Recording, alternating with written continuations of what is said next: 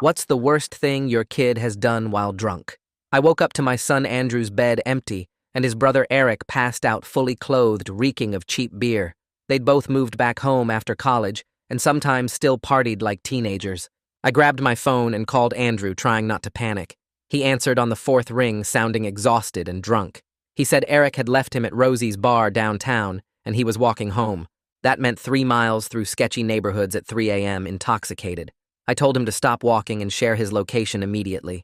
The GPS showed he was still a mile away on Madison Street near the abandoned strip mall.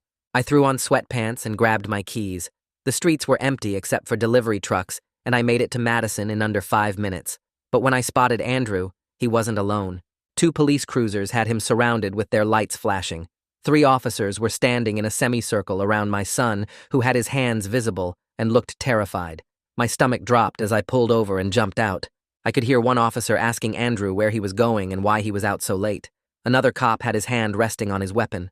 "That's my son," I called out as I approached slowly. The lead officer held up his hand, telling me to stop. He said they'd received a call about a man matching Andrew's description who was reportedly armed and having a mental health crisis. Andrew was wearing dark clothes and had been stumbling along talking to himself, which probably looked suspicious to someone driving by. They asked Andrew if he had any weapons. He hesitated for just a second before shaking his head. That tiny pause made every officer tense up. They told him to turn around slowly with his arms out. As he turned, I saw him trying to catch my eye with this desperate look that made my blood run cold. The lead officer asked to search him for weapons. Andrew agreed, but his voice cracked. As the officer approached, Andrew suddenly said he needed to tie his shoe. Every cop immediately stepped back and told him not to move. The tension ratcheted up to unbearable levels. Andrew stood there frozen with one shoe clearly untied. They told him to keep his hands visible, and they would handle the shoe later. The search began, and I watched Andrew's face get paler with each second. When the officer patted down his jacket, Andrew made this small movement with his shoulder, like he was trying to shift something. The officer noticed immediately and stepped back, ordering Andrew to remove his jacket slowly. Andrew took off his jacket with shaking hands. As he pulled his arm out, something started to slide from inside the lining. Time seemed to slow down as I realized what was happening. Andrew tried to twist his body toward me like he was going to toss me the jacket, but the officers were already shouting commands. "Don't move! Keep your hands where we can see them!" The jacket fell to the ground, and something metallic clattered on the pavement. All 3 officers drew their weapons, pointing them at my son. I couldn't breathe. Andrew dropped to his knees with his hands up, sobbing that he was sorry. The thing that had fallen from his jacket lay there in the streetlight's glare. It was a pistol. Andrew was crying, saying he'd forgotten it was there, and panicked when they asked about weapons because he knew he'd been drinking and didn't want to get in trouble. The officers kept their weapons drawn while one approached to secure the pistol. They ordered Andrew to lay flat on his stomach with his arms spread. I watched my adult son face down on the cold pavement while police decided whether to arrest him. The officer I'd coached with years ago looked at me with disappointment that hurt worse than anger would have. They cuffed Andrew and read him his rights while I stood there helpless. The charge would be carrying a concealed weapon and lying to police. His attempt to hide it and possibly pass it to me had made everything worse. As they put him in the cruiser, Andrew looked at me through the window, mouthing, "I'm sorry," over and over. I followed them to the station in my car, trying to figure out how to help him. This wasn't teenage mischief anymore. This was adult consequences that could affect his job and future. At the station, I called our lawyer while Andrew was being processed. The sun was coming up by the time I could finally see him. Andrew looked broken, sitting in the holding cell. He kept saying he'd just panicked and made stupid choices. The gun had been in that jacket for weeks, and he'd forgotten about it. Then he'd been too drunk and scared to think clearly. While waiting for the lawyer, I got a text from Eric asking where everyone was. I told him to get to the station immediately. When he arrived still hungover, I showed him the arrest report. His face went white. Then he said something that changed everything. "Mom, I planted that gun in his jacket tonight. My legs went weak, and I had to grab the plastic chair next to me to stay upright. The waiting room spun around me, and I could taste metal in my mouth like when you bite your tongue too hard." Eric stood there looking at his shoes while my brain tried to make sense of what he'd just said. The words kept repeating in my head, but they didn't feel real. Before I could say anything, the station doors swung open, and our family lawyer rushed in carrying her briefcase and looking worried. I practically ran to her and grabbed her arm hard enough that she winced. I pulled her away from Eric and whispered that he'd just confessed to planting the gun on Andrew. Her face went from concerned to pale in about 2 seconds. She looked over at Eric, who was still standing by the chairs, then back at me. She walked straight to Eric and put her hand on his shoulder. "Don't say another word to anyone about anything," she said in this firm voice I'd never heard her use before. She guided us both to the corner of the waiting room away from the desk sergeant who was typing on his computer. She pulled out a yellow legal pad and started firing questions at Eric so fast he could barely keep up. When exactly did he put the gun in the jacket? Where did he get it? Who else knew about it? Did he tell anyone his plan? Eric's hands were shaking as he tried to answer. His voice cracked when he explained that he'd been mad at Andrew for years. Andrew always got better grades and more friends and their dad's attention before he died. Andrew got into the better college and got the better job, and everyone always asked about Andrew first when they called. Last night, when they were getting ready to go out, Eric saw Andrew's gun in his closet where he kept it in a shoebox. Something just snapped in him, and he took it and hid it in the lining of Andrew's jacket while Andrew was in the shower. He knew Andrew never checked that jacket because he only wore it when it was cold. He figured Andrew would get pulled over for drunk driving or something, and the cops would find it, and he'd get in trouble. He never thought it would go this far with arrests and lawyers, and Andrew facing real prison time. By the time he finished explaining, tears were running down his face, and snot was dripping from his nose. The lawyer handed him tissues from her purse and kept writing notes. She explained that we had to tell the prosecutor about this immediately, but we had to be smart about it. Eric could face serious charges for evidence tampering and obstruction of justice. The fact that he was coming forward voluntarily would help, but it wouldn't make the charges disappear. She said both boys were in serious trouble now. We followed her out to her car in the parking lot where she spent the next 2 hours on her phone. She called the prosecutor's office and Andrew's arraignment attorney and tried to negotiate some kind of deal. I sat in the back seat watching Eric in the passenger seat as he stared out the window. Every few minutes, she'd put the phone on mute and explain what was happening. The prosecutor was skeptical about Eric's story and thought maybe we were making it up to help Andrew. The arraignment was still happening that afternoon, but now with this new information, they might reduce bail. She kept emphasizing that both boys needed separate lawyers now because their interests weren't aligned anymore. Around noon, we drove to the courthouse for Andrew's arraignment. The courtroom was small and smelled like old wood and floor polish. Andrew shuffled in wearing orange jail clothes with his hands cuffed in front of him. He looked smaller somehow, like he'd shrunk overnight. Our lawyer presented Eric's statement to the judge, who looked disgusted by the whole situation. After 20 minutes of legal arguments, the judge agreed to release Andrew on reduced bail with strict conditions. No alcohol, no weapons, no leaving the state, and weekly check-ins with pretrial services. I had to put up the house as collateral, which made my stomach hurt, but there wasn't another option. When Andrew walked out of holding that afternoon, his hair was greasy, and he smelled like the jail soap they give everyone. I hugged him, even though he stayed stiff in my arms. Then I told him about Eric's confession. His whole face changed, like someone had flipped a switch. First, he looked confused, like he didn't understand the words. Then his eyes got wide and his jaw tightened. Then his face just crumpled, and he looked exactly like he did when he was 8, and his hamster died. He planted it? He kept asking over and over. The drive home took forever, even though it was only 15 minutes. Andrew sat in the passenger seat, taking these sharp breaths through his nose like he was trying not to scream or cry or both. His hands were balled into fists, so tight his knuckles were white. I kept both hands on the steering wheel and focused on the road, because if I looked at him, I'd start crying too, and we'd probably crash. When we pulled into the driveway, Andrew was out of the car before I even put it in the park. He went straight for the front door and headed down the hall toward Eric's room. I had to run to get in front of him and block the doorway with my body. Andrew tried to push past me, but I planted my feet and grabbed both sides of the doorframe. Behind me, I could hear Eric crying and saying he was sorry over and over. Andrew started yelling about trust and family, and how could Eric do this to him? Every word got louder until he was screaming about betrayal and jealousy and how Eric had ruined his whole life over nothing. I grabbed Andrew's shoulders and pushed him back down the hallway, while Eric kept sobbing behind his closed door. Andrew fought against me at first, but then his whole body just went limp, and he let me guide him to the kitchen. I sat him down at the table and started making coffee with shaking hands while he stared at nothing. The coffee maker gurgled and hissed while I stood there trying to figure out what rules would keep my sons from destroying each other. I poured 2 cups and sat across from Andrew, who still hadn't moved. I told him flat out that from now on, there would be no drinking in this house, period. His head snapped up, and he started to argue, but I cut him off. I said every weapon had to be removed from the property immediately, and the brothers could never be alone together. Andrew looked at me like I was some stranger who'd taken over his mother's body, but he didn't argue with my tone. Eric came out of his room 20 minutes later with red eyes and sat at the far end of the table. I repeated the rules to both of them, and neither one said a word.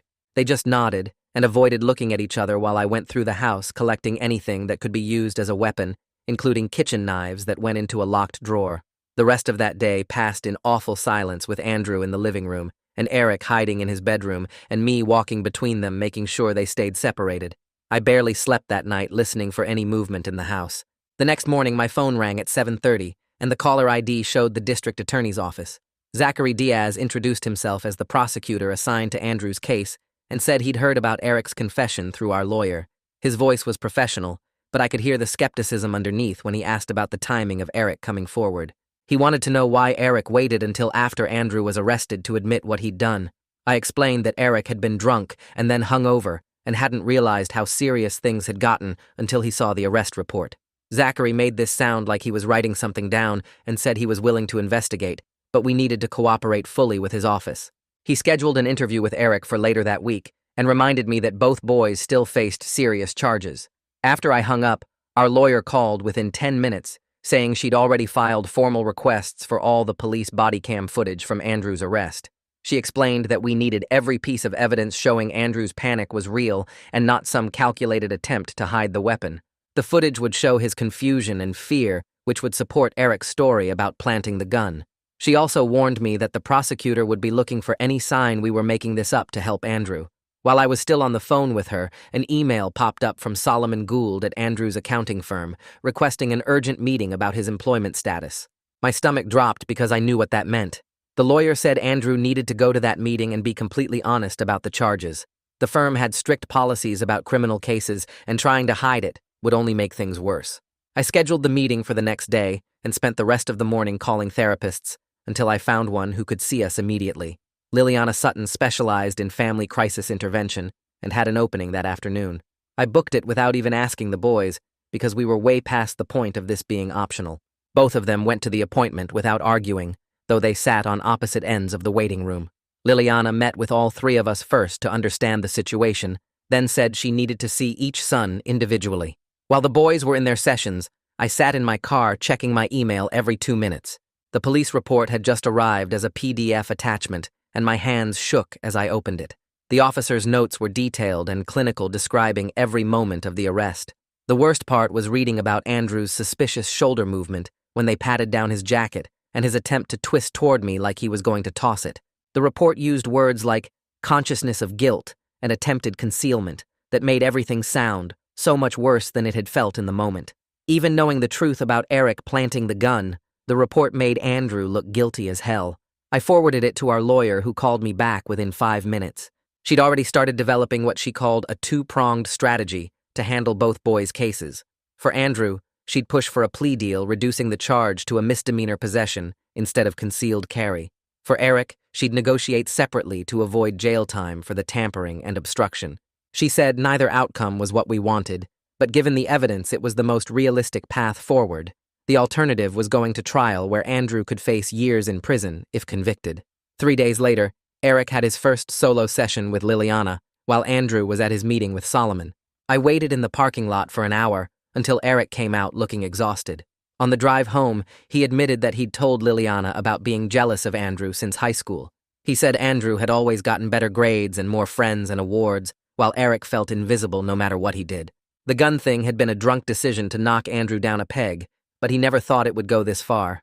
I wanted to scream at him, but I just kept driving. That same week, Andrew started his court-mandated alcohol assessment meetings as part of his bail conditions. He went to the first one angry and defensive, but came home quieter. After the third meeting, he sat with me on the back porch and admitted he needed to figure out why he drank until he blacked out. He said the meetings were making him look at patterns he'd been ignoring for years. 2 weeks into the legal process, Zachary Diaz called again, with what he called a signal about the case direction.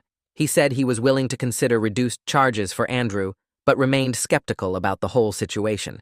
In his view, possession was possession regardless of how the gun got in the jacket, though Eric's tampering did matter for sentencing considerations. He wanted both boys to take plea deals that included probation and community service rather than risk trial outcomes. Our lawyer called the next morning about getting the gun tested for fingerprints, but warned the crime lab had a 3-month backlog. She said this was normal, but made building our defense harder without that evidence. While she worked on expediting the testing, I started gathering any paperwork that might help Andrew's case. I found old receipts in the filing cabinet and bank statements showing purchases from 2 years ago.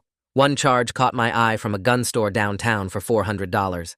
I called the store, and after some back and forth, they confirmed Andrew had bought a pistol there in his senior year of college. The serial number matched the weapon from his arrest. This changed everything, because Eric hadn't just grabbed some random gun to plant on his brother. He'd specifically taken Andrew's own weapon from wherever Andrew had stored it. I drove straight to Eric's temporary place at my sister's house an hour away. He was sitting on the porch when I pulled up, and his face went pale seeing me. I showed him the purchase record and watched him crumble. He admitted he'd been snooping in Andrew's room looking for cash to borrow when he found the gun in a shoebox. He knew Andrew kept that jacket in the hall closet and never checked the pockets. Eric figured Andrew would be too drunk to remember anything when they went out that night. The plan was supposed to be a harmless prank to get Andrew in minor trouble, not arrested at gunpoint. I sat there on my sister's porch steps feeling sick while Eric cried and apologized. Part of me wanted to protect him, but I couldn't let Andrew take the fall for something his brother orchestrated. I called our lawyer from the car and told her we needed to share everything with the prosecutor immediately. She tried to talk me out of it, warning that Eric could face serious charges, but I insisted. Protecting one son by letting the other suffer wasn't something I could live with. The lawyer set up a meeting with Zachary Diaz for that afternoon. We sat in his office while she laid out the timeline and evidence, including Eric's full confession. Zachary listened without interrupting, then leaned back in his chair, looking tired. He said Eric could be charged with evidence tampering and obstruction of justice, which carried up to 5 years in prison. Now, both my sons were facing jail time instead of just one. Our lawyer spent the next 2 weeks negotiating with both prosecutors, trying to work out deals. She finally got Zachary to agree to a tentative arrangement where Andrew would plead to misdemeanor weapon possession instead of the felony charge. Eric would plead to obstruction, but avoid the tampering charge. Both boys would get probation, fines, and community service, but no jail time if the judge approved. The officer I'd coached years ago called and asked to meet for coffee. He sat across from me at the diner looking uncomfortable but sincere. He said he'd been following the case and felt bad about how things turned out, but he also wanted me to understand that Andrew's choices that night were dangerous, regardless of how the gun got there.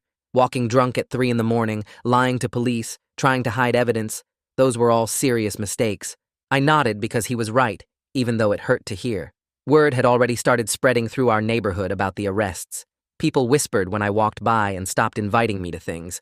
Rather than let rumors run wild, I decided to tell close friends the basic truth. Both boys made terrible choices. Consequences were coming, and we were dealing with it as a family. Most people were supportive, but some clearly enjoyed the drama. Solomon called me directly about Andrew's job situation, since Andrew was too scared to face him. The accounting firm couldn't keep someone facing weapon charges on staff during tax season. Solomon placed Andrew on unpaid suspension immediately, with the understanding that any conviction would mean termination. Andrew had worked so hard for that job, and now it was slipping away. The weeks crawled by with meetings and paperwork and court dates. 6 weeks after that horrible night on Madison Street, we all gathered for the pretrial conference. Both prosecutors presented the proposed plea deals to the judge, while our lawyers argued for acceptance. The judge reviewed everything carefully, then looked at both my sons standing there in their suits. She said she'd consider the agreements, but wanted time to review the full case file. The plea hearing was scheduled for the following week, which meant 7 more days of waiting and wondering. Andrew had stayed sober through all of this, and attended his required meetings without complaint. Eric had started volunteering at the food bank even before his community service would officially begin. Both of them were trying to show they could do better, but the damage was already done. The night before the plea hearing, I couldn't sleep, and found both boys sitting at the kitchen table unable to sleep either. We didn't talk much, but sat there together facing whatever came next. The next morning, Liliana showed up at our house for the therapy session she'd arranged weeks earlier. She set up chairs in the living room, so we all faced each other in a triangle formation. Andrew sat with his hands clenched in his lap, while Eric kept looking at the floor. Liliana explained the rules about speaking from personal experience and not interrupting. She asked Andrew to start by sharing how Eric's actions affected him. Andrew's voice cracked as he talked about feeling betrayed by the person he trusted most. He said the worst part was thinking he'd done something so stupid while drunk, when really his own brother had set him up. Eric started crying and said he was sorry over and over. Liliana made him be more specific about what he was apologizing for. Eric admitted he'd been jealous of Andrew getting better grades and more attention since they were kids. He said planting the gun was meant to knock Andrew down a peg, but he never thought cops would get involved. Andrew listened without interrupting, then said he accepted the apology, but couldn't trust Eric anymore. The session lasted 2 hours with both boys crying and admitting things they'd kept inside for years. When Liliana left, she gave us homework to write letters to each other that we'd read at the next session. That afternoon, Andrew showed me his new rideshare app on his phone and the monthly subscription he'd bought. He also signed up for an alcohol monitoring program through his phone that tracked his sobriety days. He downloaded 3 different apps for finding AA meetings and marked the ones closest to our house. I watched him delete all his drinking buddies' numbers from his contacts. He threw out every bottle from his room, including the cologne that smelled like whiskey. The next day, my sister drove over to help Eric pack his stuff. They loaded his clothes and computer into her SUV, while Andrew stayed in his room with the door locked. Eric left his key on the kitchen counter and hugged me goodbye. The house felt weird and quiet after he left. I kept walking past his empty room expecting to see him there. That weekend, I spread all the bills across the dining room table. The lawyer fees alone were $12,000. Court costs added another $3,000. The monitoring programs for Andrew cost $200 a month. I opened my banking app and moved money from savings to checking. The vacation to Hawaii I'd been planning for 2 years got canceled with no refund since it was too close to the travel date. I called the credit card company to increase my limit just in case. Both lawyers called that week to discuss the final plea agreements. Andrew's lawyer explained he'd plead to misdemeanor possession and get 2 years probation with mandatory alcohol counseling. Eric's deal included pleading to obstruction and evidence tampering with 18 months probation and 200 hours of community service. Neither boy would serve jail time if they completed their probation successfully. We all met at the lawyer's offices to sign the paperwork. Andrew read every page carefully, while Eric just signed where they pointed. The plea hearing got scheduled for the following Thursday at 9 in the morning. I took the day off work, and we all dressed in our best clothes. The courthouse metal detector beeped when Andrew walked through because he forgot to take off his belt. He looked panicked until the guard just waved him through after checking the belt. We sat in the hallway waiting for our case to be called. Andrew kept wiping his palms on his pants legs. When they called his name, he stood up so fast he almost knocked over his chair. The judge asked him to approach the bench with his lawyer. She read the charges out loud and asked if he understood them. Andrew said yes in a voice barely above a whisper. The judge asked him to speak up. He cleared his throat and said yes again louder. She asked if anyone had forced him to take this plea. He said no. She asked if he was entering the plea voluntarily. He said yes. Then she asked him to describe in his own words what happened that night. Andrew told the story about walking home drunk and having the gun in his jacket. He admitted lying to the police when they asked about weapons. The judge accepted his plea and sentenced him to 2 years probation with mandatory alcohol counseling twice a week. She told him any violation would mean immediate jail time. Andrew nodded and thanked her. We had to wait while the probation clerk prepared his paperwork. Then they called Eric's case. He walked to the bench, looking pale. The judge went through the same questions about understanding the charges and entering the plea voluntarily. When she asked Eric to explain his actions, he started crying. He said he'd put the gun in Andrew's jacket because he was jealous and stupid. The judge's face got hard as she listened. She said, betraying family trust was one of the worst things a person could do. She sentenced him to 18 months probation and 200 hours of community service at a location to be determined by his probation officer. She also ordered him to write a letter of apology to the court, explaining why his actions were wrong. Both boys had to surrender any firearms they owned within 48 hours. The bailiff explained the guns would be destroyed at the police facility. Neither of them owned other guns, but the symbolism hit hard. Andrew's probation intake appointment was scheduled for the next Monday. The probation office was in a strip mall between a payday loan place and a smoke shop. Andrew filled out 20 pages of forms while I sat in the waiting room. The officer explained he'd have to report monthly and submit to random drug and alcohol testing. Any travel outside the county required written permission 2 weeks in advance. He couldn't be around anyone with a criminal record. He had to maintain employment or be in the school full-time. The list of rules went on for 3 pages. Andrew signed everything and got his first drug test that day. The cup had a temperature strip to make sure the sample was fresh. 2 days later, Solomon called me directly since Andrew was too scared to call him. Solomon said the accounting firm had a policy about criminal convictions, but he valued Andrew's work. He offered to let Andrew return in 30 days at 70% of his previous salary. If Andrew completed 6 months without any probation violations, they'd review raising his pay. Andrew had to agree to monthly check-ins with HR and couldn't handle any cash transactions. It wasn't ideal, but it was better than being unemployed. That Saturday morning, Eric drove himself to the community food bank on Maple Avenue for his first shift. He parked his car and walked through the loading dock where volunteers were already unloading trucks. The coordinator handed him a bright orange vest and pointed him toward the sorting station. Eric spent 4 hours separating canned goods from boxed items while other volunteers packed them into bags. His hands got dirty from dusty cans, and his back hurt from bending over boxes. During his break, he took a picture of himself wearing the volunteer vest, standing by stacks of food. He sent it to me with a text saying he was working hard. The next weekend, he went back and worked the produce section, throwing out rotten vegetables and bagging fresh ones. He kept sending me photos every shift, like he needed me to see he was really there. After 3 weeks, Liliana scheduled a family session at her office downtown. We sat in her beige waiting room until she called us in together. She had us sit in separate chairs forming a triangle so everyone could see each other. She pulled out a blank piece of paper and started writing rules we all agreed on. Andrew said he wanted advance warning if Eric would be home when he got back from work. Eric agreed and said he wanted Andrew to stop ignoring him completely in the house. I added that both of them needed to contribute $500 monthly toward household bills. Liliana wrote everything down and had us each sign the paper like a contract. She made copies for everyone and said we'd review it next month. 2 days later, I heard a knock at the front door around lunchtime. The officer I'd coached stood on my porch in his uniform, looking serious, but not angry. He told me the department had closed Andrew's case file with no further action needed. The prosecutor wasn't pursuing any additional charges, and the investigation was complete. He said Andrew got lucky that Eric came forward when he did. I thanked him, and he nodded before walking back to his patrol car.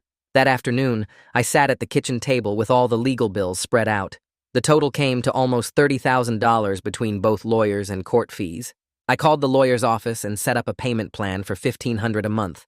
My savings would cover the first few months, but after that, things would be tight. I'd have to cancel my gym membership and stop eating out for lunch at work. The cable package would have to go down to basic channels. I made a budget spreadsheet tracking every dollar for the next 2 years.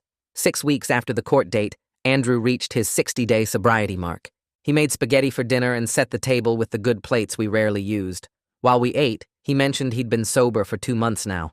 He said the cravings still hit him some nights, but his head felt clearer than it had in years. I told him I was proud of him and reached across the table to squeeze his hand. He squeezed back and kept eating his pasta without saying anything else. The following week, Eric spent all Sunday writing a letter to Andrew. I saw him at the dining table with several crumpled drafts in the trash. He finally finished one and left it on Andrew's bed while Andrew was at work. When Andrew got home, he found the 3-page letter and read it in his room. I could hear him moving around up there, but he didn't come down for an hour. When he finally came to the kitchen, he just nodded at Eric and said thanks. Eric nodded back, and they both went to their separate rooms. Liliana suggested the brothers meet for coffee with her there to help guide the conversation. They picked a Starbucks near her office on a Tuesday afternoon when it wouldn't be crowded. I dropped them both off and waited in the parking lot. Through the window, I could see them sitting at a corner table with Liliana between them. Andrew kept his arms crossed, while Eric leaned forward talking with his hands. Liliana would say something, and they'd both nod without looking at each other. After 40 minutes, they all stood up and walked out together. The ride home was quiet, but not angry like before. That night, I typed up new house rules and printed them on regular paper. Each son had assigned chores on specific days and consequences if they didn't complete them. Groceries would be split 3 ways, and receipts had to be saved for reimbursement. No guests after 10 on weeknights, and everyone had to text if they'd be home after midnight. Both of them read the rules and agreed without arguing about any of them. They started doing their assigned tasks without me having to remind them constantly. 3 months after everything started, we finally had a normal dinner together. I made pot roast, and we sat at the table talking about a new Netflix show. Andrew mentioned a funny video from work, and Eric laughed at the story. Nobody brought up lawyers or probation or court dates or anything heavy. We discussed the weather getting colder and whether the local team would make the playoffs. It felt strange but good to have a regular conversation without walking on eggshells. The next morning, Solomon called Andrew into his office after the weekly staff meeting. He told Andrew his work quality had improved significantly over the past month. He mentioned that if Andrew kept performing at this level, they could discuss raising his salary back up. Andrew came home that night with actual energy in his step for the first time in months. That Saturday, Eric texted me a picture from the food bank where he was sorting canned goods into boxes for families who needed help. He stood next to a stack of boxes he'd filled that morning, wearing the bright orange volunteer vest they made everyone put on. The food bank coordinator walked by and patted him on the shoulder, which made Eric smile in a way I hadn't seen in months. He stayed an extra hour past his required time helping load trucks for delivery routes. When he got home, he mentioned maybe going back next weekend, even though his community service hours for that week were already done. Andrew overheard from the living room and looked up from his laptop, but didn't say anything negative about it. The next week, Eric signed up for 2 extra shifts at the food bank on top of his required hours. He started learning the regular volunteers' names and helping train newer people on the sorting system. One afternoon, he came home talking about how they'd served 300 families that day and needed more volunteers for the holiday rush coming up. I watched him actually caring about something beyond himself for the first time since high school. Andrew kept going to his meetings and checking in with his probation officer every month without any issues. 6 months after that awful night with the police, he brought home a sobriety chip from his group and left it on the kitchen counter where I'd see it. He'd gained back some weight he'd lost during the worst drinking months, and his skin looked healthier. His hands didn't shake anymore when he poured his morning coffee. At work, he stayed late finishing projects, and Solomon mentioned during a phone call that Andrew was handling more complex accounts than before. The house felt calmer with both boys following their routines and staying busy with positive things. Eric finished enough community service hours that the court said he could move back home if he wanted. We sat at the kitchen table going over new rules I'd written down on regular notebook paper. He had to pay $300 monthly for rent and groceries. No drinking in the house at all. Home by 11 on weeknights. He read through everything twice and signed at the bottom without arguing. When he moved his stuff back from my sister's house, Andrew helped carry boxes upstairs without being asked. They worked in silence, but it wasn't the angry silence from before. The brothers started eating dinner at the same table, though they sat at opposite ends. They'd pass the salt without making eye contact, but at least they weren't leaving the room when the other walked in. I noticed Andrew would sometimes leave Eric's mail on his bed instead of just throwing it on the counter. Eric would wash Andrew's coffee mug if it was in the sink with his dishes. Small things that showed they could exist in the same space, even if they weren't ready to be brothers again. I found myself enforcing boundaries I never would have before all this happened. When Eric missed his curfew by 20 minutes, I locked the door and made him sleep in his car. When Andrew skipped a meeting to watch a game, I took his car keys for 3 days. They both looked shocked at first, but then started following the rules better. I wasn't trying to be their friend anymore. I was being their parent, even though they were grown men. The change felt weird, but necessary after everything we'd been through. Andrew's probation officer sent paperwork saying he was approved for work travel within the state. He called me from his office excited about being able to visit client sites again, instead of just doing video calls. Solomon had already assigned him to a project in the capital that would need monthly visits. Andrew bought new dress shirts and got his car detailed for the first time in years. He looked professional again instead of just getting by. That confidence I used to see was starting to come back in small ways. Eric got an email about acceptance into the business program at the state university for spring semester. He'd applied months before everything happened and forgot about it during all the legal problems. The program would let him take night classes while working during the day. He showed me the acceptance letter at breakfast and actually looked hopeful about something. He'd need to finish his last 50 community service hours while taking classes, but the schedule would work. Our last session with Liliana was on a Thursday afternoon at her office downtown. We sat in the same chairs we'd been using for months, but the mood felt different this time. She asked us each to share one thing we'd learned through everything. Andrew said he learned he couldn't run from problems by drinking them away. Eric said he learned that jealousy could destroy everything if you let it control you. I said I learned my sons needed structure more than they needed me to protect them from consequences. Liliana nodded and wrote some final notes in our file. She reminded us that healing wasn't finished just because therapy was ending. We'd have to keep working every single day to maintain the progress we'd made. The boys both had years of probation left, and I had years of different parenting ahead.